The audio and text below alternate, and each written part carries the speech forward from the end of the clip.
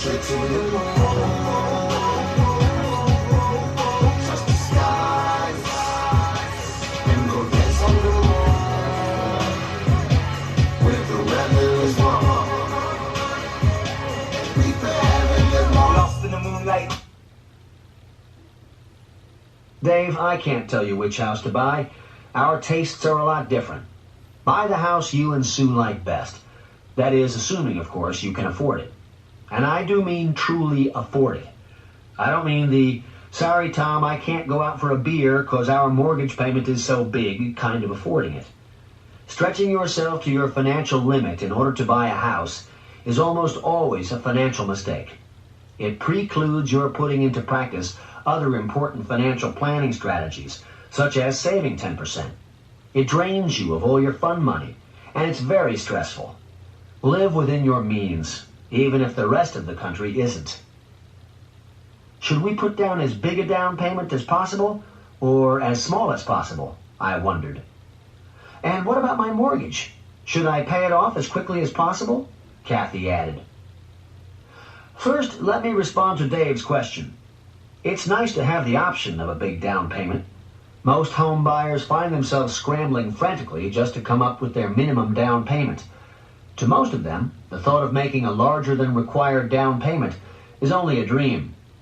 That's true for first-time buyers, Roy, but not usually for repeat purchasers, because the equity they've built up in their homes over the years is usually greater than the required down payment on the house they're moving to, James Murray contended. Granted, Roy relented. The questions of whether to make a small or large down payment and whether to pay down the mortgage as quickly as possible or not are really one and the same. Both are, in essence, asking the following. If you have funds available, is reducing the size of your mortgage the most attractive investment alternative? No way, Tom blurted out.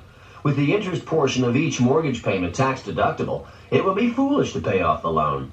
That's right, Tom, James Murray agreed wholeheartedly.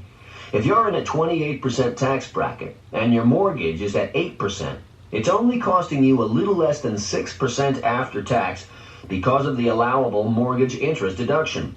Or stated more meaningfully, you would only be earning 6% after tax by paying it off. And remember, it's what you earn after tax that counts. That's why financial experts argue that paying down the mortgage more quickly than the lender requires doesn't make a lot of sense, James Murray concluded. Roy? Kathy looked for confirmation. Let me start by saying that it is possible to do worse than a 6% after-tax return, especially since there are a number of other benefits to paying down the mortgage, including stress reduction, pride in ownership, and freed up cash flow when the mortgage is eventually repaid in full. Those points aside, I'd agree that it may not be your best investment alternative, and you'd certainly be making a mistake to sacrifice your 10% savings, your insurance program, or your retirement planning to pay off the house faster. However, if you have surplus funds beyond what's needed for our 3 financial priorities, then paying down the mortgage may be worth considering. Actually, we'll talk a bit more about this subject next month. But before we leave it, I should mention that I've yet to meet anyone who has paid off his mortgage early and regretted it.